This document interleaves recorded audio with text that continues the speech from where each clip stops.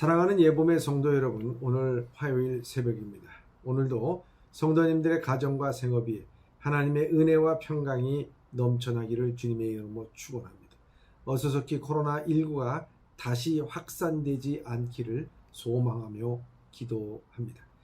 오늘 우리에게 주시는 말씀입니다. 잠언 16장 11절부터 13절까지의 말씀입니다.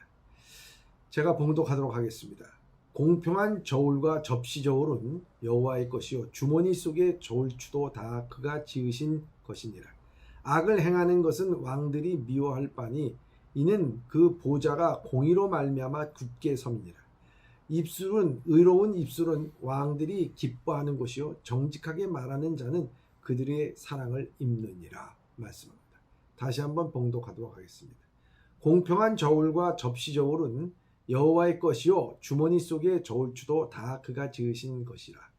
악을 행하는 것은 왕들이 미워할 바니 이는 그 보좌가 공의로 말미암아 굳게 섬이니라. 의로운 입술은 왕들이 기뻐하는 것이요 정직하게 말하는 자는 그들의 사랑을 입느니라 말씀합니다.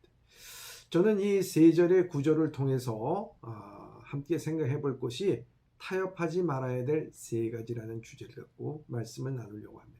타협하지 말아야 될 세 가지입니다.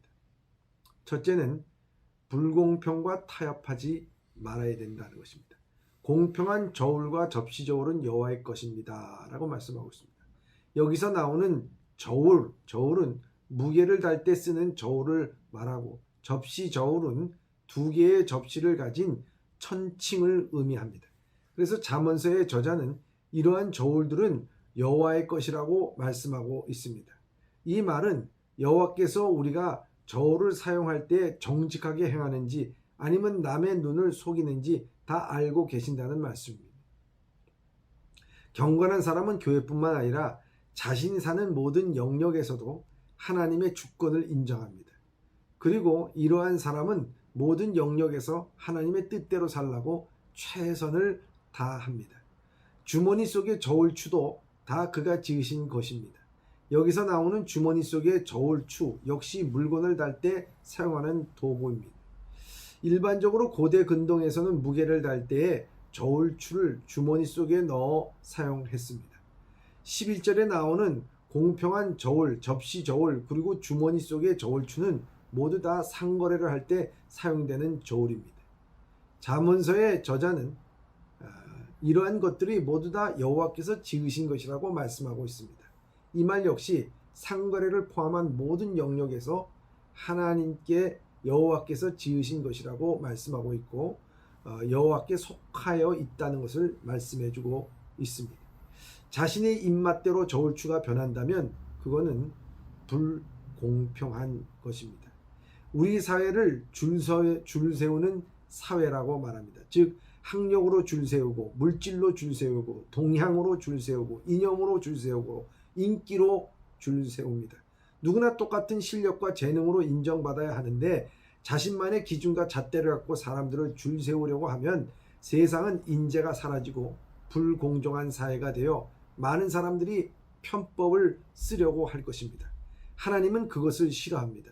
불공평한 일, 불공정한 일에는 비록 내가 더 많은 이익을 얻는다 하더라도 과감하게 그것에 대해서 물리쳐야 되고 타협하지 말아야 된다는 말씀입니다. 둘째는 불법과 타협하지 말아야 됩니다. 12절에 악을 행하는 것은 왕을 미워하는 바니 이는 그 보좌가 공의로 말미암아 굳게 섬이니라 말씀합니다. 왕은 권력의 정점입니다. 왕이 자신의 힘만을 의지하여 사욕을 위하여 행동하게 되면 그 나라는 무너지게끔 되어 있습니다. 악을 도모하면 그 나라는 타락하게끔 되어 있습니다. 이 왕은 이러한 악과 즉 불법과 타협하지 말아야 하는 최후의 보루입니다. 저는 그리스도인들이 바로 이와 같이 이 사회에서 불법과 타협하지 않는 최후의 보루가 되어야 하는 것입니다. 대부분의 사람들은 여호와에 관계없이 적당히 불법과 타협하면서 살아가고 있습니다. 그리고 때로는 살아가다 보면 악한 자들이 이기적인 목적으로 의인을 해치려고 음모를 꾸미고 함정을 파는 경우가 있습니다. 이로 인해서 의인과 그 가정 또는 교회가 악인이 파놓은 함정에 빠져서 크게 공경에 처할 수 있습니다. 그러나 이런 악인의 시도가 결코 성공할 수 없다고 성경은 말씀하고 있습니다. 그 이유는 가장 강하신 하나님께서 의인을 지켜주시고 그들을 붙들어 주시기 때문입니다. 주님께서도 일찍이 제자들에게 음부의 권세가 교회를 이길 수 없다고 말씀하시고 선언하셨습니다. 교회를 공경하고 공격하고 무너뜨리려고 하는 자는 반드시 스스로 무너지게 될 것입니다. 성도들도 때로는 급해서 적당히 신호등을 무시하고 적당한 핑계를 대고 순서를 기다리지 않는 경우가 있습니다. 적은 불법과 타협하는 것은 큰 불법과 타협하는 것과 별 차이가 없다는 것입니다. 우리는 작은 불법에서부터 자신이 타협하지 않도록 오늘도 우리는 지켜나가야 할 것입니다. 셋째는 불의와 타협하지 말라는 것입니다.